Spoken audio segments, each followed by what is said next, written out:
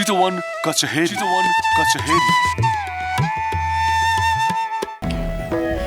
नमस्कार, good morning, सलाम। मैं बहुत दूर से आया हूँ, इस्लामाबाद से, मगर मुझे लगता है कि मैं अपने ही देश में आया हूँ और इसीलिए मैं चाहूँगा कि अपनी भाषा में बोलूँ। अगर ये समझ ना आए तो प्लीज़ मुझे बता दें और फिर मैं इंग्लिश बोलूँगा, लेकिन अगर समझ में आता है तो फिर चलिए इसी में जारी रखते हैं। तो ज़रा हाथ उठाएं अगर आप चाहें कि मैं उर्दू बोलूं, हाथ उठाएं अगर आप इंग्लिश चाहते हैं। हिंदी तो मुझे आती नहीं ना। हाँ, चलिए यही ठीक है। अच्छा, लेकिन सबसे पहले मैं कहूं कि मेरा दिल कितना खुश होता है इधर आकर। ऐसे लगता है कि मैं अपनों में हूं और ये देखकर वाकई मैं बहुत खुश हुआ कि आप लोग इधर चितवन में आगे का सोच रहे हैं। और ये जो इधर लिखा है टुवर्ड्स अ बेटर चितवन, तो ऐसा ही सोचना चाहिए ताकि हम लोग आगे बढ़ सकें। तो अब चलिए मैं अपने मौजू की तरफ आता हूं। Science and reason in the age of अनरीजन। हाँ, देखिए, साइंस, विज्ञान जो हमारी इस सिविलाइजेशन की बुनियाद है, हर चीज हमारे अतराफ में साइंस की बनाई हुई है और कोई ये सोच नहीं सकता कि अब हम साइंस के बिना जिंदगी गुजार सकें।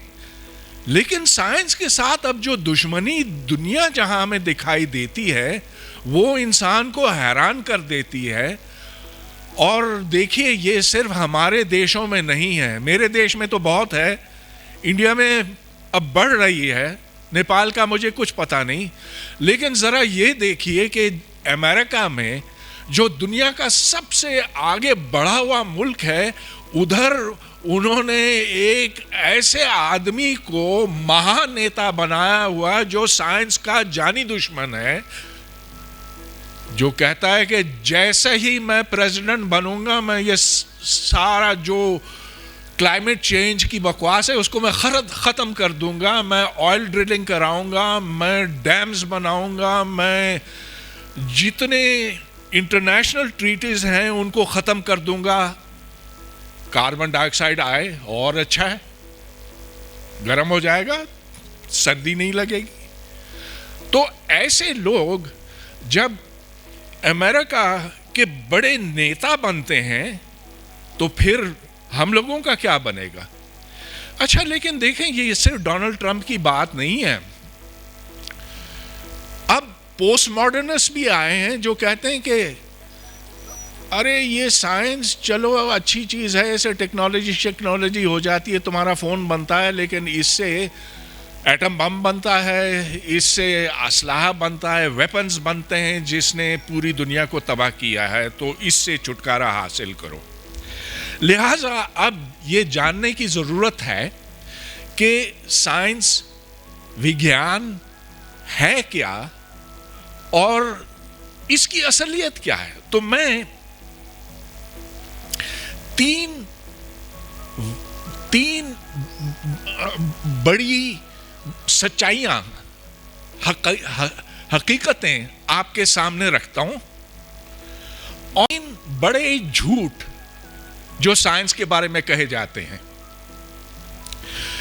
पहली बात तो ये है कि साइंस जो हमारे बच्चे पढ़ते हैं स्कूलों में, जो इधर चितवन में भी पढ़ते हैं, दिल्ली में पढ़ते हैं, न्यूयॉर्क में, इस्लामाबाद में, हर जगह, ये कोई फार्मूले और डायग्राम्स का ढेर नहीं है, ये कोई साइंटिफिक इक्विपमेंट नहीं है।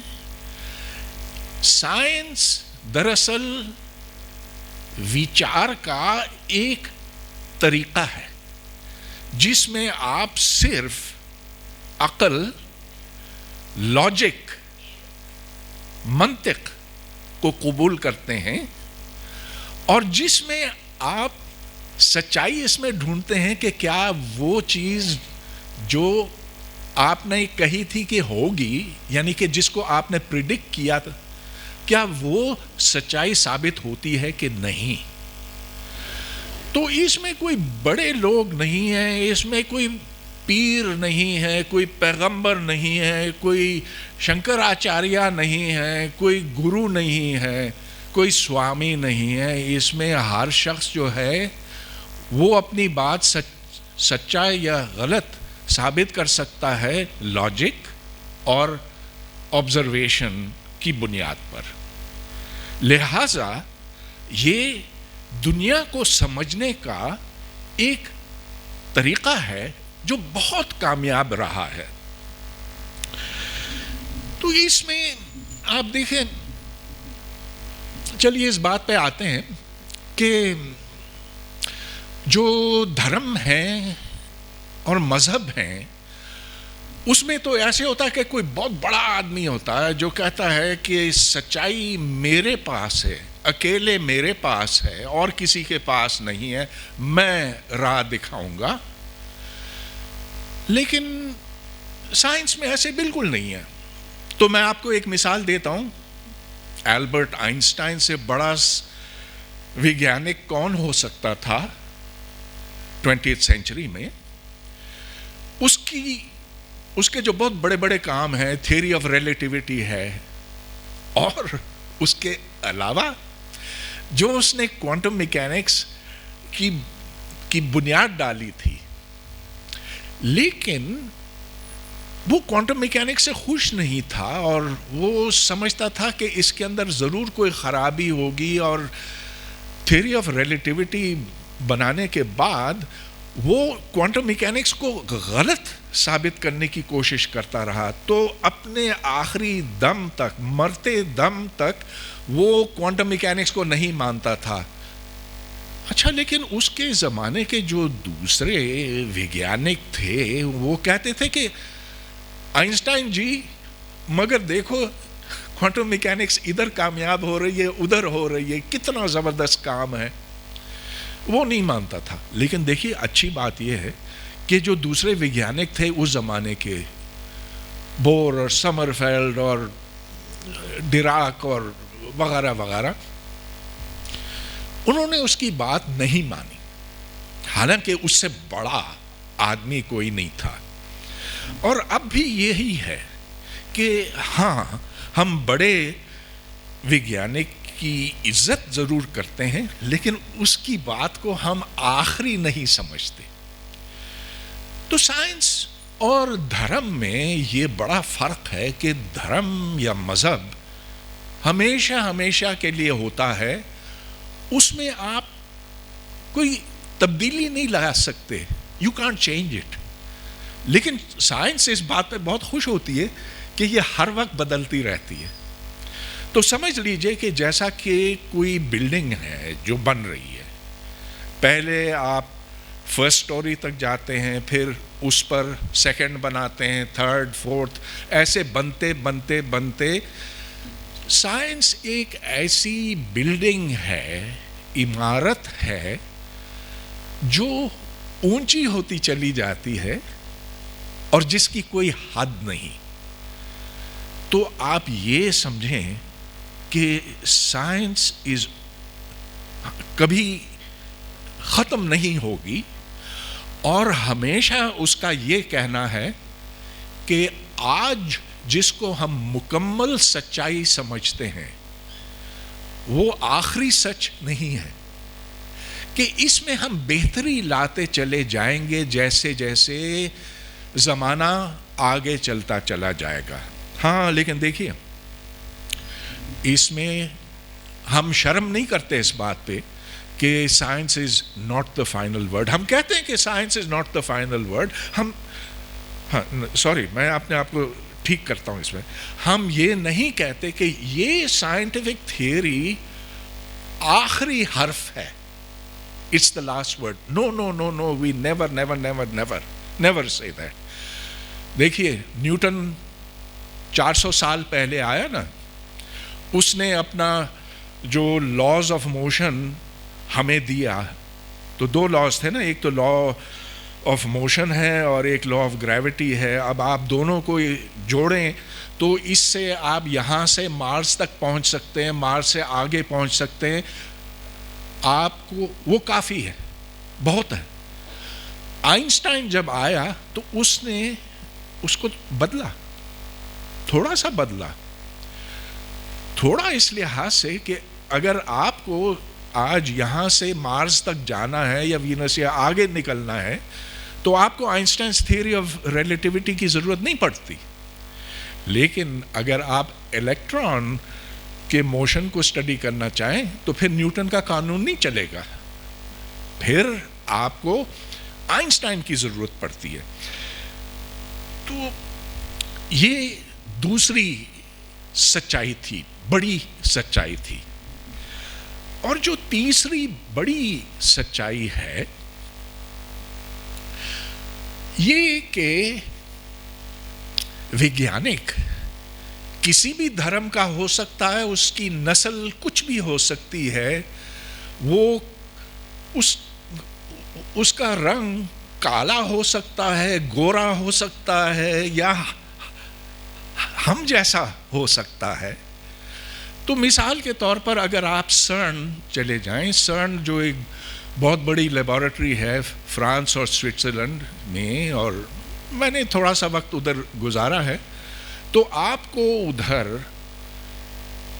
Russians, Americans, Germans, Indians, Pakistani, Australians, eastern Europe سے آئے ہوئے لوگ, ہر طرح کے لوگ ملیں گے آپ کو. ہر قسم کی زبان بولتے ہیں, کبھی ان کا میں نے دھرم پوچھا ہی نہیں, کوئی فرق ہی نہیں پڑتا, اس لیے کہ وہ ایک ہی گول کی طرف جاتے ہیں, ان کا طریقہ ایک ہی ہے. اور اسی لیے سائنس ایک ایسی چیز ہے جو عالمی ہے, جو یونیورسل ہے, جو یہ نہیں مانتی کہ سائنٹسٹ اس ملک کا ہے, اس ملک کا ہے, اس مذہب کا ہے, اس رنگ کا ہے, ادھر کا ہے, ادھر کا ہے, کہ اس کی پولیٹیکل سوچ کیا ہے, نہ کوئی فرق نہیں پڑتا. اچھا, میں آپ کو ایک بڑی بہترین مثال اس کی دیتا ہوں. تو میرے دو بڑے سینئر کولیگز تھے, دونوں کو نوبیل پرائز ملا. ایک تھا اسٹیون وائنبرگ. وائنبرگ میں نے اس سے کورس پڑھا تھا MIT میں 1971 میں, اور اس زمانے سے وہ اپنے آپ کو ایتھیسٹ کہتا تھا. اور وائنبرگ کے نام سے ہی آپ کو پتہ چل جائے گا کہ ہی واز جوئش. اچھا, اس کو اور عبدالسلام پاکستانی ہے, ان دونوں کو نوبیل پرائز ملا ایک ہی کام کے لیے 1979 میں, جب انہوں نے ایک بہت زبردست تھیوری بنائی جس سے جو نیچر میں دو الگ الگ طاقتیں ہیں, ویک انٹریکشنز اور الیکٹرو میگنیٹک انٹریکشنز, ان دونوں کو ایسے جوڑا اور ثابت کیا کہ یہ ایک ہی تھیوری ہے. اتنا بڑا کام ہے کہ آج آپ کوئی بھی فزکس کی کتاب کھولیں تو ان دونوں کے نام آپ کو ملیں گے, لیکن یہ سوچیں کہ ایک طرف ایک تھا ایتھیسٹ, جوئش ایتھیسٹ, دوسری طرف وہ شخص جو اپنے آپ کو مسلمان کہتا تھا لیکن جس کو پاکستان مسلمان نہیں مانتا. اب یہ کیسی کانٹرڈکشن بنتی ہے ادھر. تو یہ تین بڑی سچائیاں سائنس کی میں نے آپ کے سامنے رکھی ہیں. اب میں تین بڑے جھوٹ کی طرف آتا ہوں. ایک جو بہت بڑا جھوٹ آج کل آپ کو ہر طرف سنائی دیتا ہے کہ سائنس ہماری بنائی ہوئی چیز ہے, ہماری ایجاد ہے.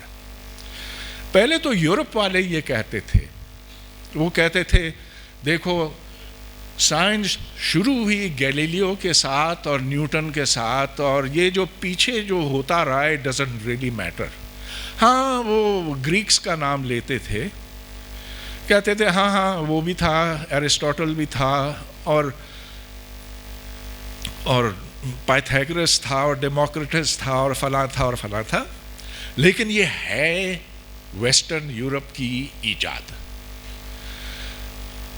اچھا, پھر جیسے جیسے ان کو زیادہ پتہ چلنے لگا اور جیسے جیسے کلونیلزم کا زمانہ دور ہوتا چلا گیا, ویسے ویسے وہ اور لوگوں کو کریڈٹ دینے لگے.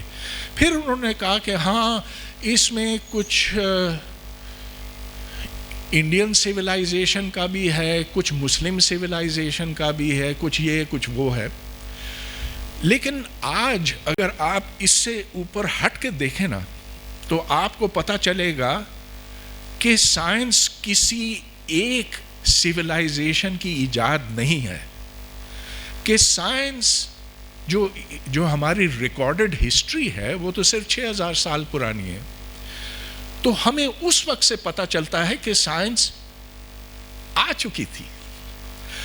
تو دیکھیے, آپ چلیں ایجپٹ کی طرف. ایجپٹ میں آپ نے دیکھا نا کہ کتنے بڑے بڑے پیرامڈز ہیں. وہ پیرامڈز کیسے بنے؟ اس کے پیچھے بڑی سائنس تھی. اتنے بڑے بڑے پتھر کاٹ کے لانے پڑے.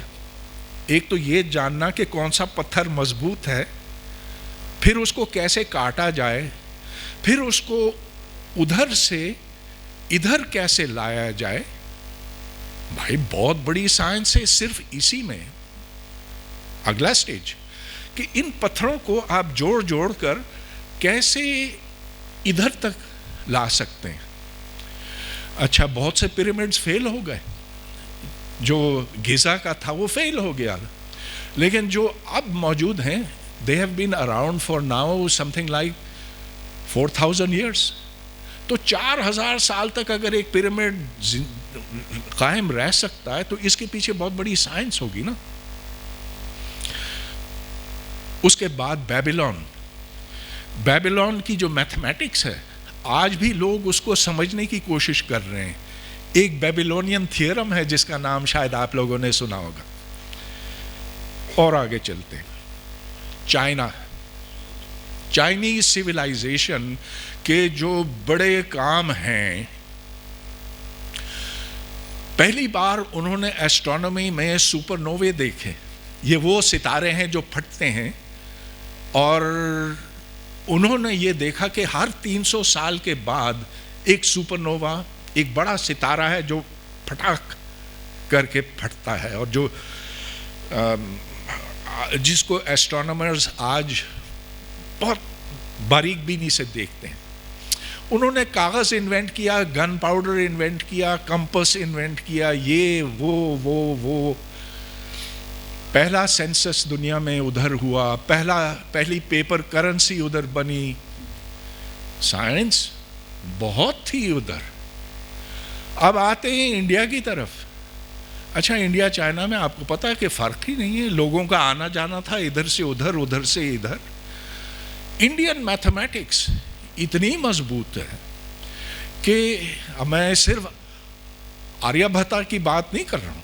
There was a whole school of Indian mathematicians and astronomers. اور آج جیسے جیسے ہمیں زیادہ پتہ چلتا ہے تو ہم کہتے ہیں کہ واہ, یہ کیسے ہو سکتا تھا کہ 2000-2500 سال پہلے انڈیا کے اپنے لوگ اتنے ایڈوانسڈ ہو سکتے. پتہ نہیں زیرو کہاں سے آیا. انڈینز کہتے ہیں کہ زیرو ادھر کا ہے, چائنیز کہتے ہیں کہ ادھر کا ہے. ہم نہیں جان سکتے نا, کیونکہ ادھر سے لوگ ادھر جاتے تھے, ادھر سے ادھر آتے تھے. بہرحال India is a major source of scientific works. آگے چلتے ہیں. گریکس کا تو آپ لوگوں کو سب پتا ہے. It was a major source of knowledge. وہ جب ختم ہوا اس کے بعد مسلمان آئے, اور 9th اور 13th سینچریز کے بیچ میں جب یورپ اندھیرے میں تھا تو جو دیے جلائے گئے نالج اور علم کے دیے جل رہے تھے وہ صرف مسلمان جلا رہے تھے. ان کے دیشوں میں یہ نالج تھا. اب یہ ایک بہت دلچسپ بات ہے کہ وہ کیسے آیا, کیونکہ حضرت محمد کے زمانے میں تو کوئی سائنس نہیں تھی, قرآن میں کوئی سائنس نہیں ہے. یہ سائنس آئی کہاں سے؟ جب مسلمان آگے پھیلتے گئے تو انہوں نے بغداد میں گریک سائنس کو دیکھا, اس کا انہوں نے ترجمہ کیا, ٹرانسلیشن کیا عربک میں, اور اس طرح سے ایک سائنس کو نیا زور ملا, اور وہ زور بالآخر ختم ہو گیا اس لیے کہ ملا آ گیا. جب ملا آ جاتا نا تو وہ سائنس کو ختم کر دیتا, اس کا گلا گھونٹ دیتا. اور آج مسلمانوں کا حال اسی لیے ہے کہ ملا اس کے اوپر بیٹھا ہوا ہے. لیکن یہ جب یورپ پہنچا تو اور ترقی ہونے لگی, and that in a nutshell is the history of science. اچھا, تو جھوٹ کہ بہت بڑا جھوٹ ہے جب مسلمان کہتے ہیں کہ سائنس ہم نے بنائی. بہت بڑا جھوٹ ہے جب ہندو کہتے ہیں کہ سائنس ہماری ایجاد ہے, اور جھوٹ ہے جب چائنیز کہتے ہیں کہ ہمارا ہے. بات اصل میں یہ ہے کہ ہم انسانوں نے سائنس ایجاد کی. تو ذرا یہ سوچیے, who was the first scientist؟ وہ کوئی بیچارہ تھا, اس نے 2 پتھر آپس میں یوں رگڑے, دیکھا کہ اس میں سے چنگاری نکلتی ہے, اس سے پھر آگ لگتی ہے.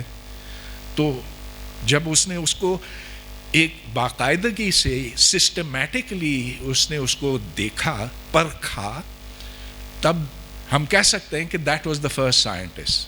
The caveman was probably the first scientist. دوسرا جھوٹ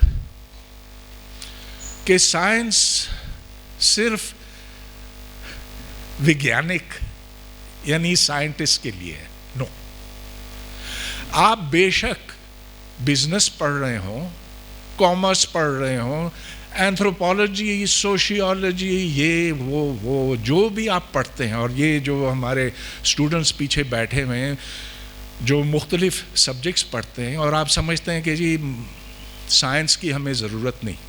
ہاں بے شک آپ کو کیمسٹری کی ضرورت نہیں, فزکس کی ضرورت نہیں, لیکن جو سوچ ہے نا یہ آپ کو سائنٹسٹ بناتی ہے کہ آپ ہر چیز کے لیے پروف, ثبوت مانگتے ہیں. جب آپ کہیں گے کہ ہم سنی سنائی کو نہیں مانتے, ہم وہموں کو ٹھکراتے ہیں, تب آپ سائنٹسٹ بنتے ہیں. تو سائنس ہر ایک کی ضرورت ہے, صرف سائنٹسٹ کی ضرورت نہیں ہے. ویسے بھی آپ دیکھیں اب سائنس اتنی پھیلی ہوئی ہے. میں کیونکہ نیوکلیئر فزسسٹ ہوں, آپ سمجھتے ہوں گے کہ میں نیوکلیئر فزکس ہی سے خوش ہوتا ہوں. نہ, ایسے بالکل نہیں. ہر صبح مجھے اسٹینفورڈ یونیورسٹی سے, نیٹ سے 500 پیپر پہنچتے, میں 5 بھی نہیں سمجھ سکتا ان میں سے. اگر میں 3 سمجھ لیا ان میں سے تو بہت بڑی بات ہے, اور وہ بھی صرف بالکل ایک سطحی حد تک, سپرفیشل لیول تک. تو کیا چیز ہے جو سائنس ایک شخص کو سائنٹسٹ بناتی ہے؟ It is the attitude of mind. یہ نہیں کہ آپ نے کیا پڑھا ہے, لیکن یہ کہ آپ کا جو آؤٹ لک ہے, آپ کا جو مائنڈ سیٹ ہے, وہ یہ طے کرتا ہے کہ آپ سائنٹسٹ ہیں کہ نہیں. ویسے تو میں آپ کو یہ بتاؤں گا کہ بہت بڑے بڑے سائنٹسٹ ہیں جنہوں نے بہت بڑے بڑے سائنس کے کام کیے ہیں, لیکن جو بالکل بے وقوف ہیں. politically they are very stupid. اور अनगिनत मैं मिसालें दे सकता हूँ नाम लिए बगैर. और आखिरी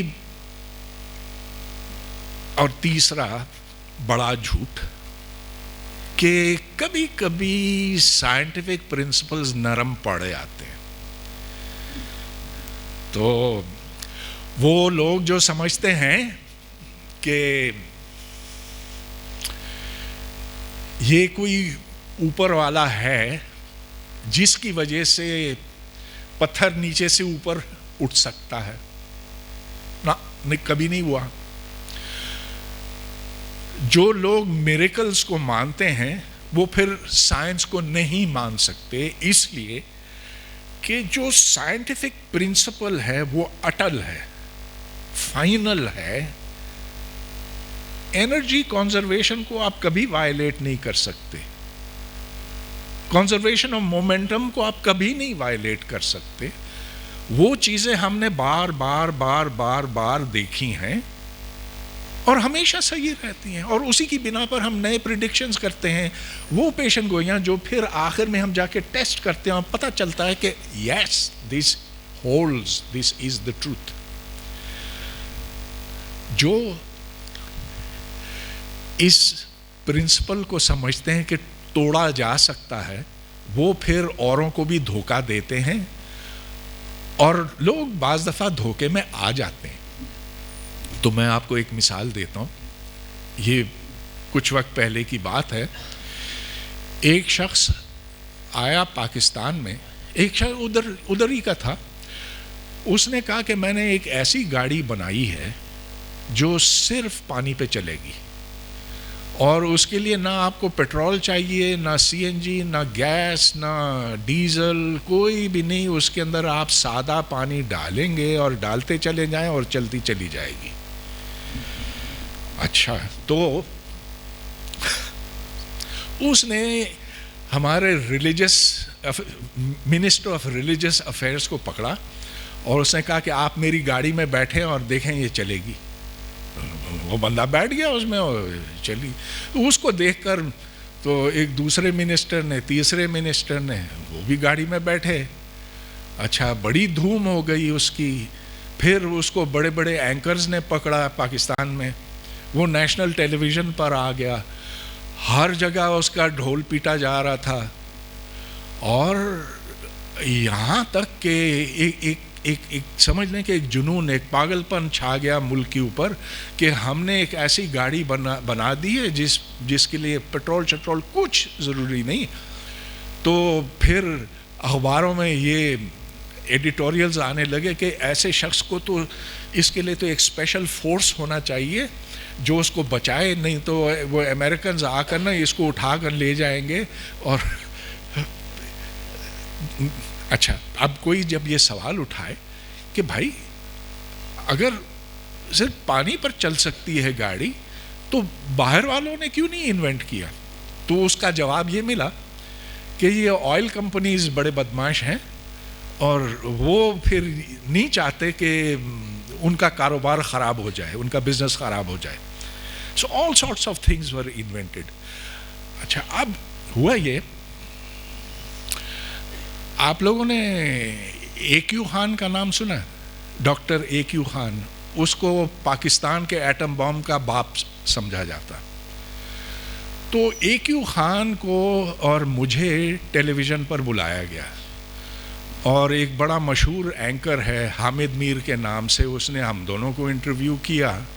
और उसने A.Q. खान से पूछा, डॉक्टर साहब क्या ऐसी गाड़ी हो सकती है जो बिना पेट्रोल के, बिना गैस के चल सके? अब क्योंकि वो आदमी है, उसने बड़ी तारीफ़ें की थी A.Q. खान की, तो A.Q. खान ने कहा कि हाँ हाँ हाँ बिल्कुल हो सकता है. एंकर ने पूछा कोई फ्रॉड तो नहीं है इसमें? तो ना कोई फ्रॉड नहीं. अच्छा, और तो और दूसरा एक साइंटिस्ट आ गया, उससे भी यही पूछा, उसने भी यही जवाब दिया. अब मुझे तो आ गया गुस्सा. मैंने कहा कि ये थर्मोडायनामिक्स के उसूल की खिलाफ वर्जी है. This is complete total nonsense. ये हो ही नहीं सकता कि आप सादा पानी के साथ एक गाड़ी चला सके, इंजन चला सके. ये फर्स्ट लॉ ऑफ थर्मोडायनामिक्स और सेकंड लॉ ऑफ थर्मोडायनामिक्स दोनों की खिलाफ वर्जी है. It is in violation of that and it can never never never never happen. खैर बहुत लड़ाई हुई.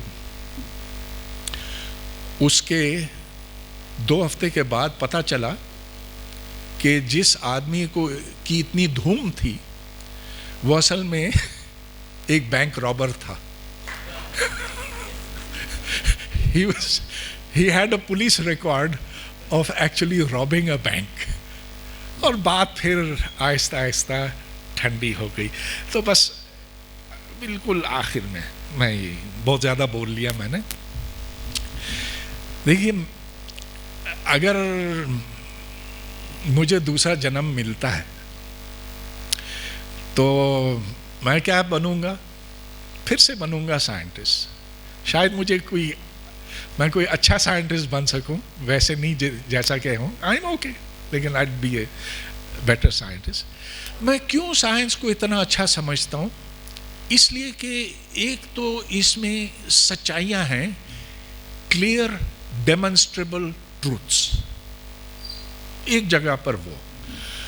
दूसरी वजह यह है कि साइंस हमें बता चुकी है through Darwin's evolution, Darwinian theory of evolution, कि हम कहाँ से आए. आज से 4.5 बिलियन साल पहले जमीन पर तो कोई जिंदगी नहीं थी ना. लेकिन जो उस वक्त हालात थे तो सादा एटम से बड़े मॉलिक्यूल्स बने. बड़े मॉलिक्यूल से फिर पहले जानदार फर्स्ट लिविंग फॉर्म्स बने. वो फिर तो प्रोकैरियोट से यूकैरियोट्स, फिर मल्टी सेल्यूलर ऑर्गेनिजम्स और फला. ये होता चला गया.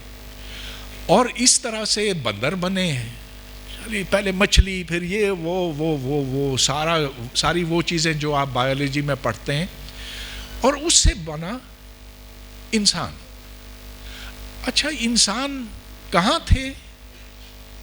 दे वर मोस्टली इन अफ्रीका. जो इंसान फैले हैं पूरी दुनिया में 65,000 साल पहले, only 65,000 years ago we had a mass migration out of Africa. और आज जो हम इधर हैं, इंडियन सब कॉन्टिनेंट पर हैं, तो हम आए होंगे उसके कुछ हजार साल के बाद. अब लोग जो कहते हैं कि life started on the Indian सब continent, they talking nonsense. This is scientific nonsense because we know of the mass migration out of Africa, जिसकी वजह से मुख्तलिफ नस्लें बनी. कोई गोरे बने, कोई काले बने, कोई ठिगने बने, कोई ऊंचे कदावर बने, किसी की नाक ऐसी, किसी का कान ऐसा. all depending upon the circumstances, जो माहौल था उस ज़माने का. So the universality of humankind. Science teaches you about the fact that all of us have a common mother. That mother is in Africa. तो जो हमारे आपस के झगड़े हैं, अगर हम साइंस को अपने दिलों में उतारें और इस अंदाज से सोचें तो फिर हमारे झगड़े भी खत्म हो जाते हैं. Let's realize that we are a common human family, and that may be the best message of science and the best thing to end on. Thank you very much.